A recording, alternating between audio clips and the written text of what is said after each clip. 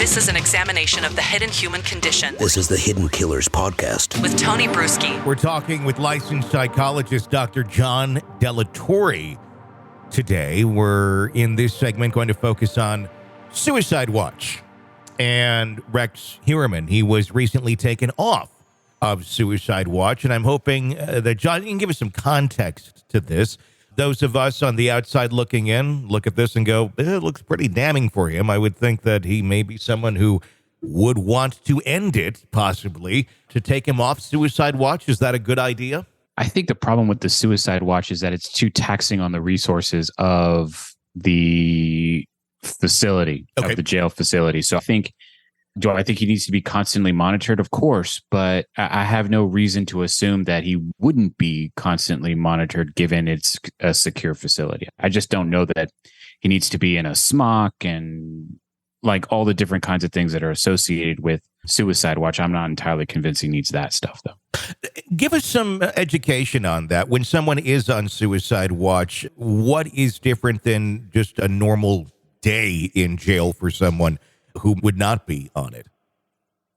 Yeah, so he's pre-adjudication. So he's going to be in a completely separate area. I mean, yes, he's going to be around other people who have been adjudicated for a crime, but what I mean is that he's going to have a lot more restrictions in what he's able to do and where he's able to go and all different kinds of things because he's technically hasn't been convicted of a crime yet. Sure. When someone's on Suicide Watch, not only are there more frequent looks at his cell, generally people who are pre-adjudication are segregated, so they're not with, the general population. They're with other pre-adjudicated individuals, so they're often just kind of in their cell the entire time, not really interacting with anyone. So constantly monitored, probably every 15 minutes, but they're also put in a smock, right? It's a vest that you see it on other true crime shows and stuff like that, where it's like a green or it's a brown vest. Okay. It looks like a bulletproof vest, but it's actually just meant to prevent the person from harming themselves. And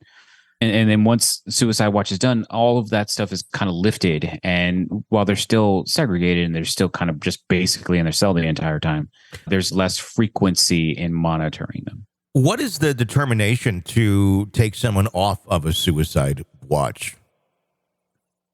I don't even know why he was placed on a Suicide Watch. I can imagine that there was concern that because he got caught that he might decide to engage in self-harm, but that's usually you're on Suicide Watch because you've made claims of harming yourself or harming other people. Just the fear of you doing that, it shouldn't really be enough. So without really knowing why, it's a medical doctor that's ultimately going to make the decision as to whether or not someone is going to be taken off the Suicide Watch list. And then they will confer with the main security officers, lieutenants and captains who are in charge of that facility as to make the final determination as to whether or not it will happen.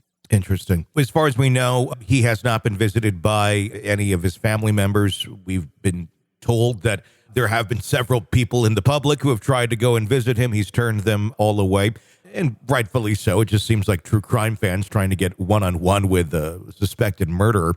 But when we're talking about the family of Rex, they are talking about filing a claim against law enforcement involved in the raid that was happening at their home. They're making claims of valuables shattered, beds destroyed, drain pipes being taken out of the bathroom, and a lot of clutter. I think this house probably was a hoarder house before the raid, and it's an even more disorganized hoarder house after the raid. Do they have any sort of case against law enforcement for the way that they handled the investigation into their house, or do they just kind of need to take a step back here and go, yeah, this sucks, but they were doing their job?